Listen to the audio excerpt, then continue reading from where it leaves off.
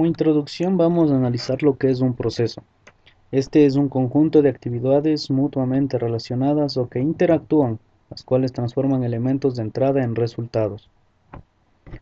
Un proceso es una combinación única de herramientas, métodos y materiales dedicados a producir un resultado medible. Este resultado, de acuerdo a la medición, suele representarse con un histograma que permite calcular cuántos componentes serán producidos fuera de los límites establecidos en la especificación.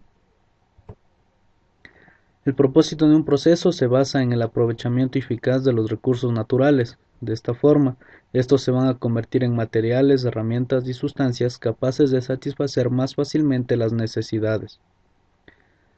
El desarrollo de los procesos es de forma continua, pues avanza a la par del crecimiento de las sociedades y sus intereses, y es a la vez uno de los factores que impulsan este crecimiento. Algunos de los insumos del proceso tienen que ver con la mano de obra, los métodos, las maquinarias, los materiales y el medio ambiente. Esto es lo que explica el 80% de los resultados de un proceso. Un control de procesos. Lo que consiste es en medir resultados y verificar con respecto a las especificaciones. Según la situación, esta puede realizarse con todo el resultado o solo sobre muestras tomadas frecuentemente. Este se denomina como control estadístico de procesos. Las medidas efectuadas se llevan a un gráfico que permite visualizar el estado del proceso y tomar decisiones. El SPC o control estadístico de procesos. Este es un conjunto de técnicas que permite estudiar y analizar el comportamiento de un proceso a través del uso de gráficos de control. Estos gráficos nos permiten estudiar las variaciones que experimenta un proceso. El enfoque principal de un SPC es la prevención, pues en muchos casos los métodos tradicionales pueden ser demasiado tarde cuando ya nos detectan o nos indican cómo corregir un problema. Entre las herramientas para el control estadístico de procesos tenemos las hojas de verificación, los diagramas de flujo, diagramas causa y efecto y el diagrama de Pareto. Una hoja de verificación es el más común que se ha utilizado para registrar datos y entre ellas tenemos tres diferentes. El primero es para datos medibles, el segundo para defectos o ítems defectuosos y el tercero para confirmación. Para datos medibles, por lo regular se debe analizar una correlación o un análisis de regresión con los datos registrados para demostrar las relaciones de causa y efecto entre las variables. Son aquellas utilizadas para registrar datos que requieren el análisis subsiguiente para que redunde en el mejoramiento del proceso. El segunda hoja de verificación, su uso está centrado en evaluar los defectos o productos defectuosos. Una mayor fuente para este tipo de datos es la información de reclamos que es suministrado por el cliente. Y finalmente las hojas de verificación para confirmación. Este nos ayuda a garantizar que se han tomado ciertas medidas o acciones. Un ejemplo sería la verificación de las condiciones de arranques y parada de los equipos, las formas de control de procedimientos analíticos. Lo que se persigue es reducir la variabilidad creada en los operadores y los equipos de prueba de procesos. Otra herramienta de la que disponemos son los diagramas de flujo. Estos permiten al analista observar el proceso y hacer algún juicio con referencia a los puntos de control y a las fuentes de variación.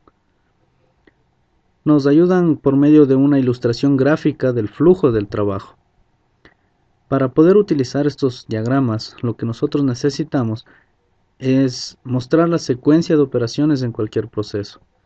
También se utiliza para visualizar una visualización simplificada de cualquier secuencia de un proceso. Nos indican las cantidades de materiales y transferencia de energía. Nos muestra cómo el producto de una fase cualquiera del proceso se convierte en la materia prima o insumo para el siguiente fase. También nos muestra las fases de almacenamiento y acumulación en la secuencia de cualquier proceso.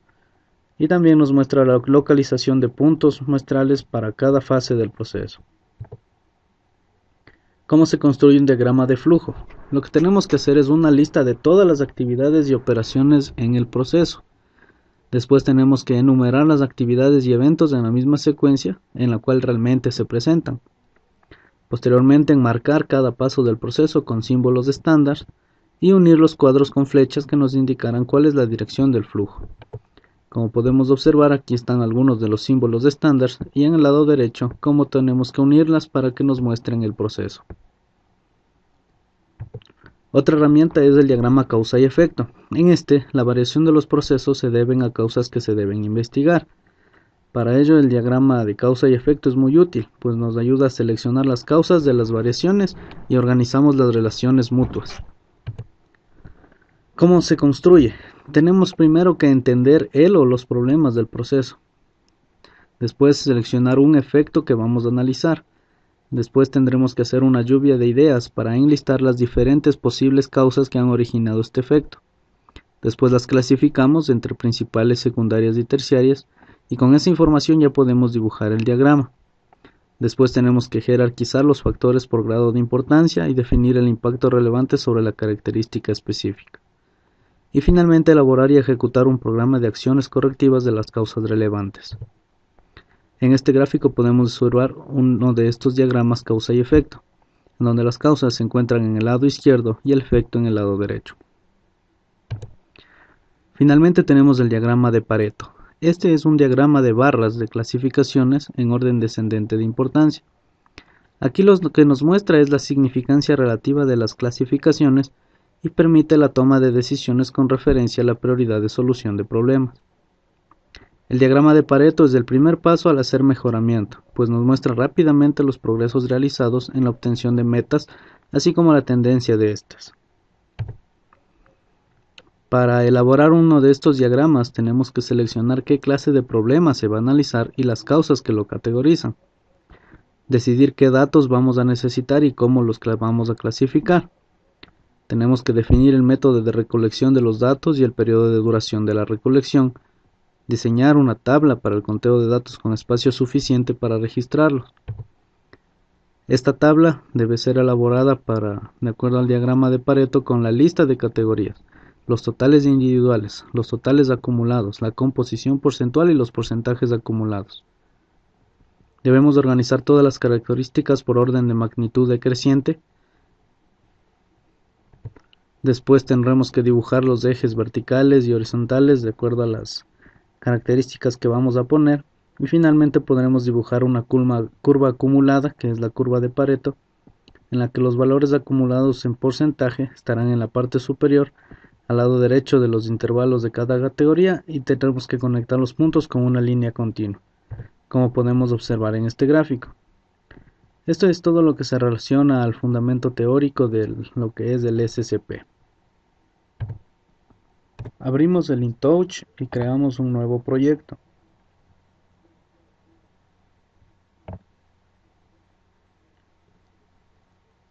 Vamos a darle un nombre a la aplicación que vamos a crear.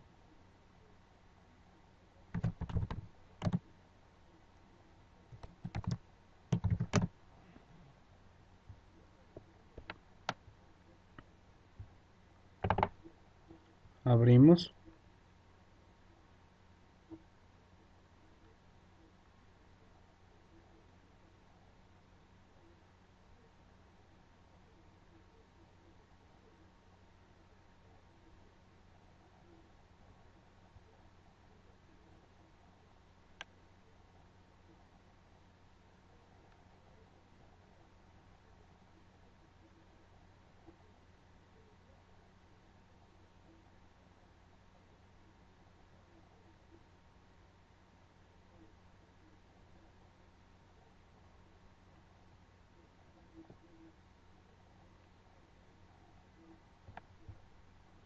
Creamos una nueva ventana.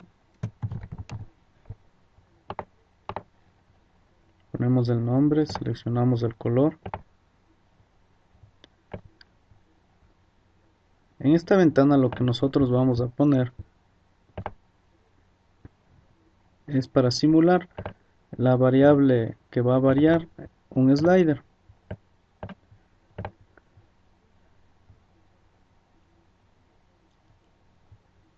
Dentro de lo que es Special, nosotros tenemos SPC y vamos a crear una database. Aquí seleccionamos nuevo, eliminamos la que está creada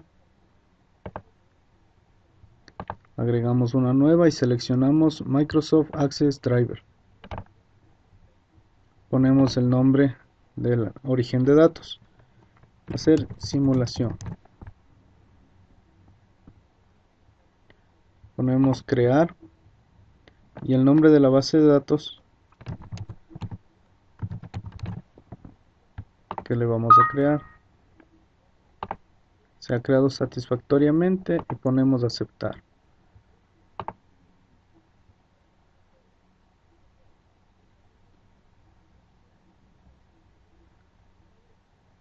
Ponemos guardar y aquí nos pedirá inicializar lo que hemos creado. Se inicializa, aceptar y OK. Ahora asignamos un tag al slider que se va a llamar process. Ponemos OK, lo definimos, va a ser como una memoria real. Ahora vamos a Special, SPC, Datasets.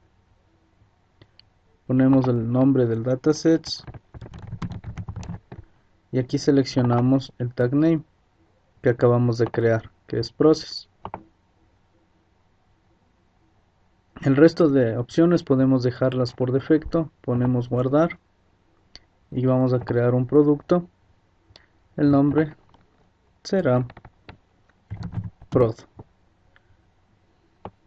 y tenemos que asignar los diferentes valores con los que vamos a trabajar, que deben ir entre 2 y 300.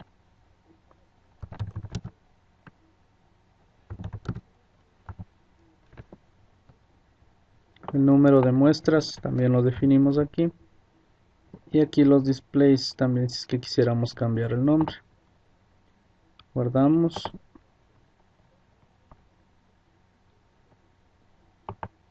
ponemos OK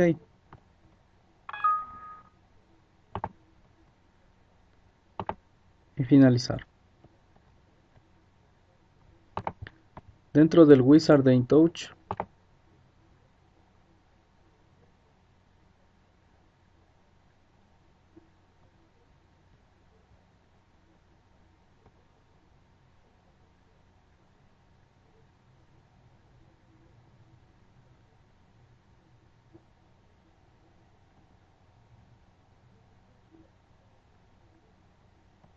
Dentro del wizard de InTouch nosotros podemos seleccionar SPC Charts y aquí tenemos los tres diferentes herramientas que podemos emplear, como son el Pareto o los histogramas.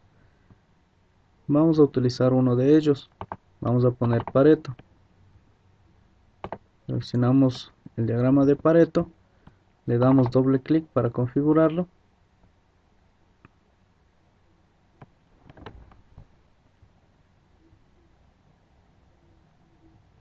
Y aquí tenemos que seleccionar el dataset que habíamos creado, que es aplicación. Y ponemos OK.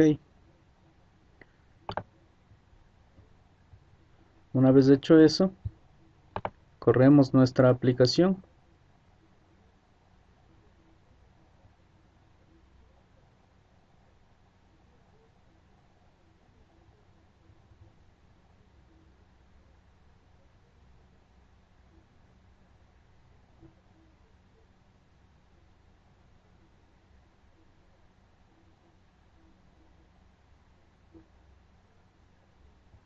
Y vamos a ir variando con nuestro slider el valor de la variable que va a estar dentro de este diagrama.